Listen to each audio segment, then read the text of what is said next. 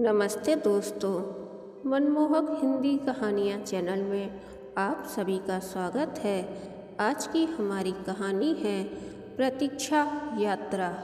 शाम के धुंधलके में ये सब कुछ अचानक ही हसीन हो उठा है या तुम्हारे आने की खबर ने उल्लास भर दिया है। इस मन में ही नहीं, इस दृष्टि में भी अब हर शय खूबसूरत है। कल तक उदास सी लगने वाली ये लंबी सड़क, पेड़ों के झुरमुट और आसपास बने छोटे छोटे घर, बालकनी में चेयर पर अधलेटी हो मैं सोच में डूबती जा रही हूँ। क्यों इतना अपनापन, इतना अधिकार, इतनी सुरक्षा समेटे है तुम्हारा सिर्फ नाम ही। कल शाम तक मेरी दुनिया में तुम्हारी यादों के सिवा हर तरफ तन्हाई ही तन्हाई थी, और आज जैसे सारे समीकरण बदल गए हैं। ऐसा लग रहा है जैसे वो मिलने जा रहा हो जिसकी अब तक सिर्फ कल्पना भर की। दोपहर को मोबाइल पर तुम्हारा नंबर देखकर दिल में कई खूबसूरत सुगंधित फूल एक साथ खिल उठे। धड़कनों को संभाला ही था कि हड़बड़ाहट भरा तुम्हारा स्वर सुनाई दिया। अरु, ट्रेन में हूँ, तुम्हारे पास कल शाम तक पहुँच जाऊँगा। बातें मिलने पर ओके बाय, और फ़ोन कट गया। राजीव आ रहा है मेरे पास मुझसे मिलने। यही तो मेरी तपस्या थी, इतने वर्षों का अटूट विश्वास कि मिलकर रहेंगे हम दोनों। मेरी चिर प्रतीक्षित आकांक्षा जिसने अब तक मुझे न केवल जीवन जीने का संबल दिया बल्कि मेरी प्रेरणा बना रहा, विपरीत परिस्थितियों में भी मुस्कुराने का। हाँ, वही इंतजार अब समाप्ति की ओर है। 10 साल पहले की अरु अब मिस अरुंधति सीनियर प्रोफेसर बन चुकी है, मगर राजीव के लिए तो सिर्फ अरु है। अरुंधति नाम को लघु रूप अरु उसी ने तो दिया था, और आज फ़ोन पर इतने सालों बाद भी इसी नाम से पुकारा तो अच्छा लगा। प्रसन्नता भी कितना बड़ा साधन है मन को जीवंत करने का। इस एक फ़ोन के बाद कितनी बातें सोच चुकी हूँ। कल शाम को खाने में क्या बनाया जाए, कितने दिनों से हेयर कट नहीं किया, वार्डरोब के पास भी 2 बार हो आई, कब से कोई नई साड़ी भी नहीं खरीदी, कल क्या पहनूं। अचानक हर बात का ख्याल आने लगा। इससे पहले इतने दिनों में कभी क्यों नहीं सोचा ये सब। माँ रोज़ ध्यान दिलाती, बालों को सेट करवा लो बेटी, नई साड़ी कब खरीदोगी, इतने अच्छे ओहदे पर हो, थोड़े टिप टॉप में रहा करो, तभी तो लगेगा आत्मनिर्भर हो। मगर मुझे तब कुछ लगा ही नहीं, कभी मन ही नहीं किया। बस माँ की खुशी के लिए उन्हीं के हाथों में पैसे रख देती। तुम ही ला देना मेरे लिए कुछ अच्छी साड़ियाँ, मेरी चॉइस कहाँ अच्छी है। और माँ अजीब नज़रों से मुझे देखती रह जाती। मेरा जीवन जैसे रुक सा गया था राजीव के न होने पर, और उसे जैसे जबरन घसीटना और ठेलना पड़ रहा था मुझे। कॉलेज में भी सहेलियों के बीच गपशप और चुहलबाजियाँ होती रहती, और मैं सबके बीच रहकर भी सबसे कटी कटी और सबसे बहुत दूर चली जाती। वहाँ जहाँ राजीव की कल्पनाएं होती, उसका एहसास मेरे रोम रोम में समाया था। उस रोज़ मिसेस शर्मा ने अचानक पूछ लिया था, सच बताना अरुंधति, तुम अपनी विधवा माँ को अकेली नहीं छोड़ना चाहती? सिर्फ यही वजह है तुम्हारे विवाह न करने की? तुम्हारा यूँ गुमसुम चुपचाप उदास सा रहना तो कुछ और ही बयां करता है। मैं तुम्हारी बड़ी बहन जैसी हूँ, अगर कोई पसंद हो तो खुल के बताओ। हो सकता है उसके साथ घर बसा के तुम अपनी माँ की और भी अच्छी तरह देखभाल कर सको।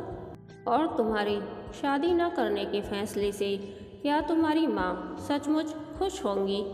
कल उनके न रहने पर तुम्हारा क्या होगा, कभी ये सोचा है? उनके प्रश्नों की झड़ी ने मुझे विचलित कर दिया और मैं बस इतना ही कह सकी, मैं किसी की प्रतीक्षा कर रही हूँ दीदी। अगर मेरे प्रारब्ध में उनका साथ लिखा है तो मैं उनकी होकर रहूँगी, और अगर नहीं तो पूरा जीवन उनकी यादों के नाम है। मैं तो दोनों सूरतों में बस उन्हीं की बनकर जीना चाहती हूँ। उन्हें हतप्रभ छोड़कर मैं वहाँ से उठकर चली आई। जाने क्यों उन्हें सब कुछ बताने का मन कर रहा था, मगर जुबान साथ नहीं दे रही थी। और एक दिन कैंटीन में फिर पकड़ लिया उन्होंने मुझे। उस रोज़ मैं भी अंदर तक भरी भरी सी थी। छलक गया अंतर्मन उनके सामने। 10 साल पहले मैं इसी कॉलेज में बीए प्रथम वर्ष में थी और राजीव मुझसे 1 साल सीनियर साइंस के स्टूडेंट। नई नई होने के कारण मेरे दोस्त बहुत कम थे। उनमें राजीव से पहला परिचय ही दोस्ती का रिश्ता कायम कर गया हमारे बीच। मुझसे सिर्फ 2 साल बड़े राजीव मुझसे काफ़ी ज़्यादा समझदार और परिपक्व थे। शायद ये पारिवारिक परिस्थितियों का असर था।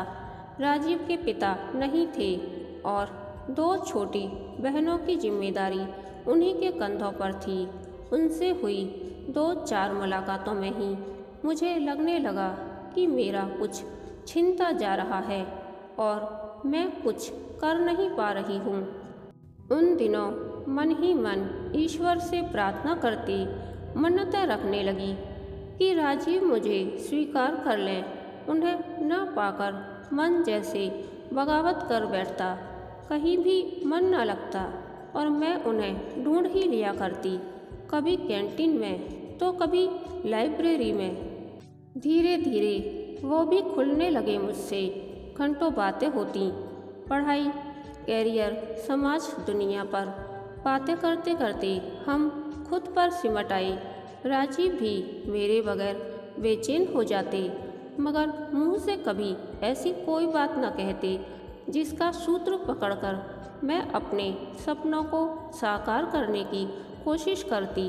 1.5 साल का वो अमूल्य समय, जिसके हर एक दिन में राजीव की अनगिनत यादें हैं, मेरे जीवन का स्वर्णिम समय था।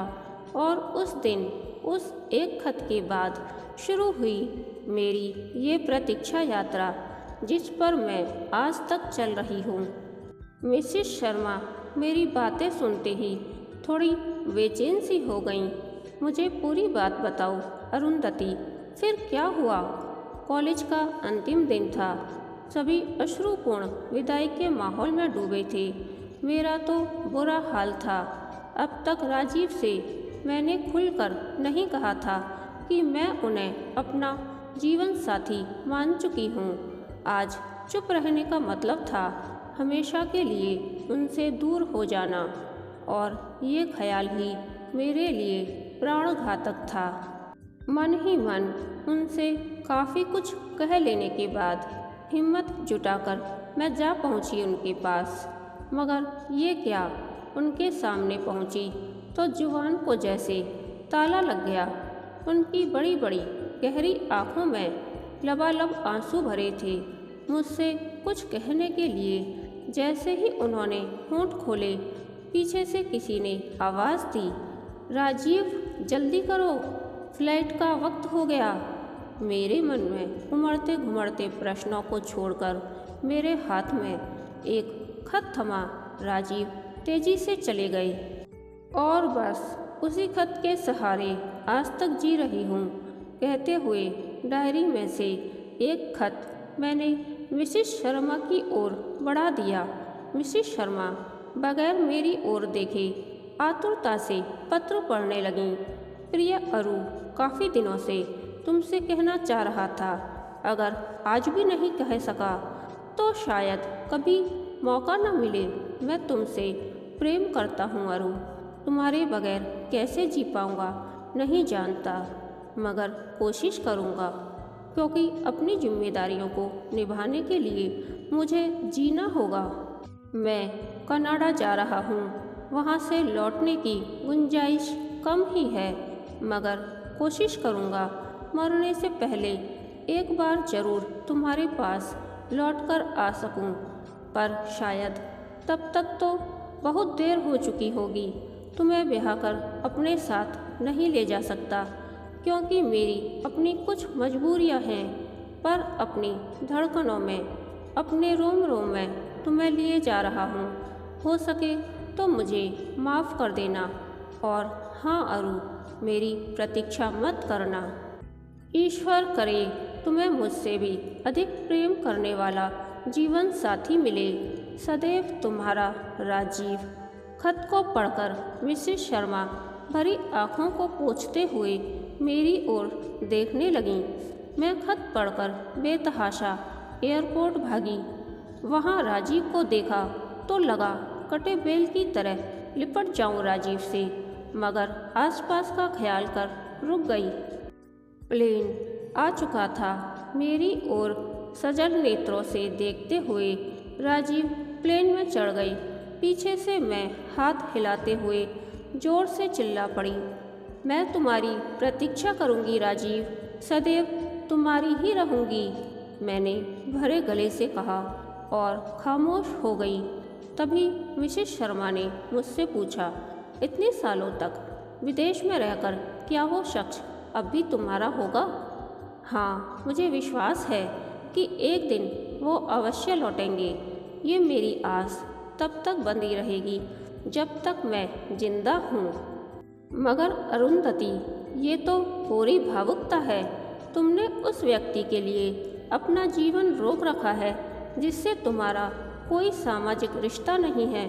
मैंने उन्हें बीच में ही टोकते हुए कहा, मैं उन्हें अपना जीवन साथी मान चुकी हूँ, और क्या ये रिश्ता काफ़ी नहीं है उनकी प्रतीक्षा करने के लिए?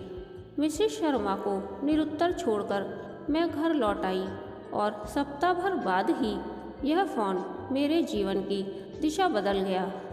रात भर मैं कल्पना में राजीव से बातें करती रही, और अगले दिन शाम को राजीव मेरे सामने था। हम दोनों ही खामोश थे। वक्त के अंतराल ने दोनों को बाहरी तौर पर बदला था, मगर भीतर वही जज्बात, वही झंझावत उमड़ घुमड़ रहे थे। उतरा उतरा पीला निस्तेज चेहरा लिए राजीव बस मुझे देखे जा रहा था। मैंने ही मौन तोड़ा। क्या किया इतने वर्षों तक राजीव? कर्तव्यों का निर्वाह। संक्षिप्त उत्तर, मैं कैसे संतुष्ट होती? खुलकर बताओ ना राजीव। उत्सुकता देखकर हल्की मुस्कुराहट आ गई उनके चेहरे पर। विस्तार से मुझे बताने लगे राजीव। यहाँ पढ़ाई पूरी करते ही कनाडा से बुलावा आ गया। बड़ी कंपनी से जॉब ऑफर था। परिवार में मेरे अलावा कोई था नहीं। 2 बहनों की पढ़ाई लिखाई, शादी की जिम्मेदारी मेरे ऊपर थी। उसे पूरा करने के लिए बहुत पैसा चाहिए था। माँ की यही आस थी कि हम तीनों का घर बसा हुआ देखकर ही जाएं इस संसार से। मैं तब तक पूरी तरह तुमसे जुड़ चुका था, मगर इस फर्ज की जंग में तुम्हारे सपनों की बलि क्यों चढ़ाता? इसीलिए जाते जाते कह गया तुमसे कि मेरी प्रतीक्षा मत करना। मगर तुम्हें मुक्त करके तो मैं खुद और भी गहरे बंधन में बंध गया। हर पल तुम्हारी याद सताती। खुद को इतना व्यस्त कर लिया कि तुम्हारा ख्याल ही ना आए। पर जो नस नस में लहू बनकर बह रहा हो, उस प्यार को भूल पाना कहाँ आसान होता है। मैंने देखा राजीव की आंखें भर आई थीं। हौले से मैंने पूछा, तो इस याद से छूटने का प्रयास क्यों नहीं किया राजीव? क्या दूसरी लड़की नहीं मिली इतने सालों में? जवाब में हंस दिया राजीव। हृदय विहीन व्यक्ति भी कहीं रिश्ते बनाता है अरु। मन तो तुम्हारे पास ही छूटा हुआ था। उस छूटे हुए मन को ही हासिल करने चला आया तुम्हारे पास, जब तुम्हारे ही कॉलेज की किसी मिसेस शर्मा ने मुझे फ़ोन पर बताया कि तुम आज भी मेरी प्रतीक्षा कर रही हो। तो मैं बेतहाशा भाग आया तुम्हारे पास अपनी ज़िंदगी दोबारा हासिल करने। अचानक खुशी के आवेश में राजीव ने मेरा हाथ पकड़ लिया और मैं एकटक उसे निहारती रह गई। वो चेहरा जिसे दोबारा देखने की आस में मैंने 10 साल काटे थे, वो चेहरा सदा के लिए मेरे सामने था। एक बार फिर गंभीर होते हुए राजीव ने कहा, मगर तुमने इतनी कठोर प्रतीक्षा कैसे की अरु? जिस इंतजार में कोई वादा तक नहीं था, वो इंतजार तुमने कैसे किया? खुद को कैसे बचा कर रखा समाज से, लोगों से?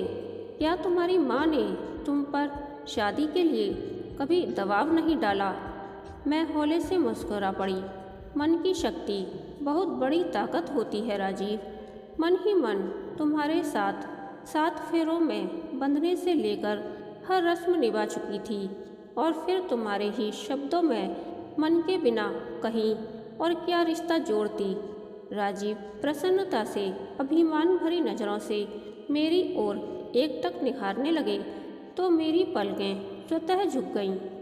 राजीव का हाथ थामे मैं तेजी से घर की ओर चल पड़ी, पर आज ये लंबी सड़क उदास और सूनी सी नहीं, बल्कि बेहद खुश और खिली खिली सी लग रही है, बिल्कुल मेरी ही तरह। कहानी के अंत तक बने रहने के लिए धन्यवाद। यह कहानी आपको कैसी लगी, प्लीज़ कमेंट करके बताइए।